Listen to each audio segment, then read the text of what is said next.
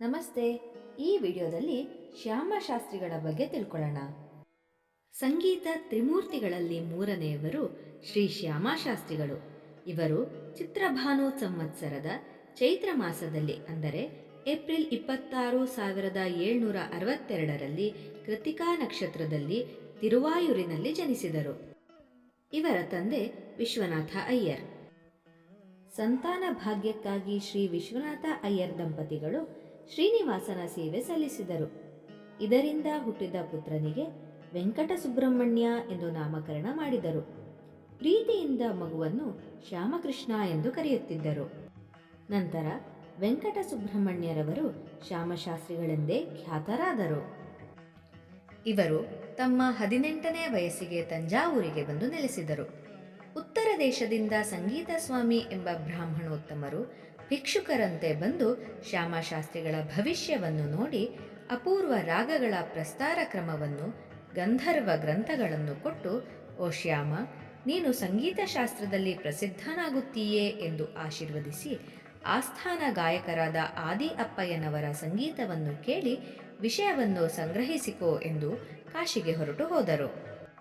ಸ್ವಾಮಿಗಳ ಆಜ್ಞೆಯಂತೆ ಆದಿ ಅಪ್ಪಯ್ಯನವರ ಶಿಷ್ಯತ್ವವನ್ನು ಸಂಪಾದಿಸಿ ಅವರಿಂದ ಲಕ್ಷ್ಯ ಭಾಗದ ಪಾಂಡಿತ್ಯವನ್ನು ಗಳಿಸಿದರು.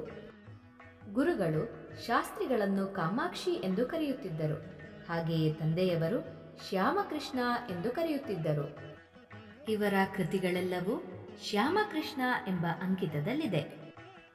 ಆದಿಶಂಕರಾಚಾರ್ಯರ ಆಜ್ಞೆಯಂತೆ ಶ್ಯಾಮಶಾಸ್ತ್ರಿಗಳ ವಂಶಸ್ಥರು ಕಂಚೀಪುರದ ಬಂಗಾರು ಕಾಮಾಕ್ಷಿಯ ಪೂಜೆಯನ್ನು ವಹಿಸಿಕೊಂಡಿದ್ದರು.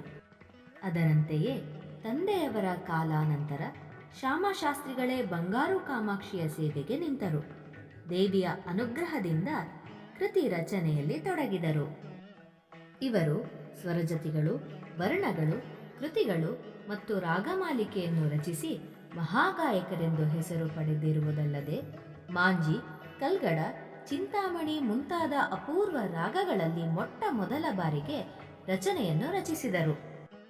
ತ್ಯಾಗರಾಜರು ಇವರ ಪರಮಮಿತ್ರರು. ಒಬ್ಬರಿಗೊಬ್ಬರು ತಮ್ಮ ತಮ್ಮ ರಚನೆಗಳನ್ನು ವಿಮರ್ಶಿಸಿ ಸರಿಪಡಿಸಿಕೊಳ್ಳುತ್ತಿದ್ದರೆಂದು ಚರಿತ್ರೆಯಿಂದ ತಿಳಿದು ಬರುತ್ತದೆ. ತೆಲುಗು, ತಮಿಳು ಮತ್ತು ಸಂಸ್ಕೃತ ಭಾಷೆಯಲ್ಲಿ ಸುಮಾರು 300ಕ್ಕೂ ಹೆಚ್ಚು ಕೃತಿಗಳನ್ನು ರಚಿಸಿದ್ದಾರೆ. ಇವರಿಗೆ ಆನಂದ ಭೈರವಿ ರಾಗ ಮತ್ತು ಮಿಶ್ರಚಾಪು ತಾಳ ಬಹಳ ಪ್ರಿಯವಾದದ್ದು. ಒಮ್ಮೆ ತಂಜಾವೂರಿನ ಶರಭೋಜಿ ಮಹಾರಾಜರ ಆಸ್ಥಾನಕ್ಕೆ ಭೂಲೋಕ ಪಾಪಚುಟ್ಟಿ ಬಿರುದಾಂಕಿತರಾದ ಬೊಬ್ಬೆ ಕೇಶವಯ್ಯ ಎಂಬ ಘನ ವಿದ್ವಾಂಸರೊಬ್ಬರು ಬಂದು ಸವಾಲೊಡ್ಡಿದರು. 108 ತಾಳದಲ್ಲೊಂದಾದ ಸಿಂಹಾನಂದನ ತಾಳದಲ್ಲಿ ಪಲ್ಲವಿ ಹಾಡಿ ಸವಾಲು ಹಾಕಿದರು.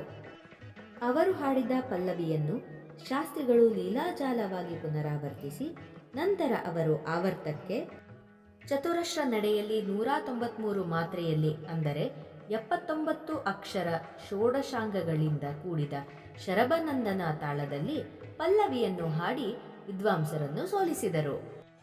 ಒಮ್ಮೆ ಪುದುಕೋಟೆಗೆ ಹೋಗಿದ್ದ ಸಂದರ್ಭದಲ್ಲಿ ವೃದ್ಧರೊಬ್ಬರು ಬಂದು ಮಧುರೆ ಮೀನಾಕ್ಷಿಯನ್ನು ಕುರಿತು ರಚನೆ ಮಾಡಿಕೊಡಬೇಕೆಂದು ಕೇಳಿಕೊಂಡಾಗ ಅದು ದೇವಿಯೇ ಹೇಳಿರುವುದೆಂದು ಭಾವಿಸಿ 9 ಕೃತಿಗಳಾದ ನವರತ್ನ ಮಾಲಿಕೆ ಎಂಬ ಕೃತಿಯ ಗುಚ್ಛವನ್ನು ರಚಿಸಿದರು.